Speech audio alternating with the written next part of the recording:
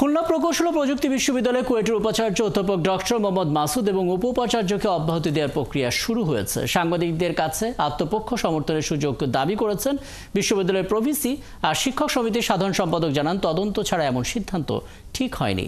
বুধবার মধ্যরাতে বিশ্ববিদ্যালয় মঞ্জুরি কমিশনের সদস্য প্রফেসর ডক্টর তানজিম উদ্দিন খান অনশনরত শিক্ষার্থীদের জুস খাইয়ে রাত 1টায় আমরণ অনশন ভাঙান। পরে তারা ক্যাম্পাসে বিজয় মিছিল করেন। এই মিছিলটি ক্যাম্পাসের বিভিন্ন সড়ক ঘুরে দুর্বার বাংলায় শেষ হয়। এখন শিক্ষা কার্যক্রম দ্রুত শুরু করার জন্য দ্রুত একটি সার্চ কমিটি গঠনের মাধ্যমে এই দুটি পদে নতুন নিয়োগ দেওয়া হবে। সাময়িকভাবে উপাচার্যের দায়িত্ব দেওয়া হবে জ্যেষ্ঠ অধ্যাপকদের মধ্য থেকে একজনকে। গেল 3 দিন ধরে ভিসি অপসারণে এক দফা দাবিতে অনশন করছিলেন কুয়েটের শিক্ষার্থীরা। সাধারণ ছাত্রদের দাবির পরিপ্রেক্ষিতে যে ভিসিকে অপসারণ করা হচ্ছে, তাহলে প্রভিসি ও প্রশাসনের একটা পার্ট, সেই হিসেবে তাকেও অপসারণ করতে হবে। কিন্তু আমি জানি যে প্রভিসি হিসেবে বা ভিসি হিসেবে আমাদের ক্যাম্পাসে 100% অ্যাডমিনিস্ট্রেটিভ, একাডেমিক এবং ফিনান্সিয়াল পাওয়ার শুধুমাত্র ভাইস চ্যান্সেলর মহোদয় প্র্যাকটিস করে থাকে।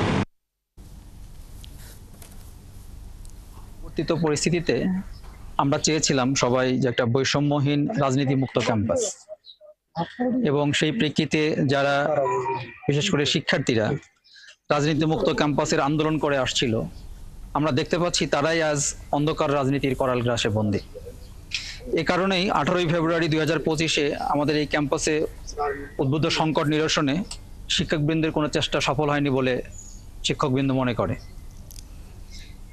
শিক্ষা উপদেষ্টা মহোদয় সহ তার প্রেরিত প্রতিনিধি দলও এক্ষেত্রে অসহায়ত্ব প্রকাশ করেছেন।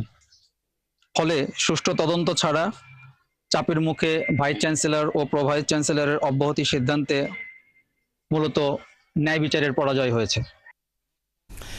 ওদিকে এবার 4 দফা দাবিতে আন্দোলনে নেমেছেন গাজীপুরে অবস্থিত ঢাকা প্রকৌশল ও প্রযুক্তি বিশ্ববিদ্যালয় ডুয়েটের শিক্ষার্থীরা। আন্দোলনের প্রথম দিনে তারা সংবাদ সম্মেলন করেন।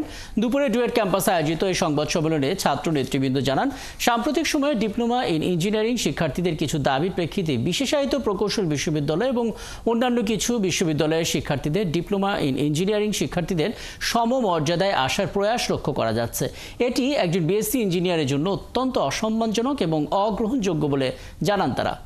অবিলম্বে যৌক্তিক দাবি পূরণ না হলে বৃহত্তর আন্দোলন গড়ে তোলার হুঁশিয়ারও দেন তারা।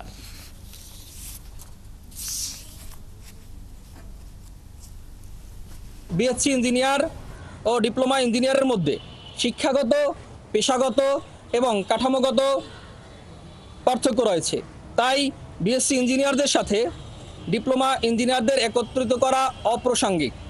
এ প্রেক্ষিতে আমরা 4 দফা দাবি উপস্থাপন করছি। নবম গ্রেডের সহকারী প্রকৌশল পদে নিয়োগ সংখ্যা বৃদ্ধি করতে হবে। পাশাপাশি সকল পদোন্নতির ক্ষেত্রে মেধা ও যোগ্যতার ভিত্তিতে পদোন্নতির সুযোগ রাখতে হবে।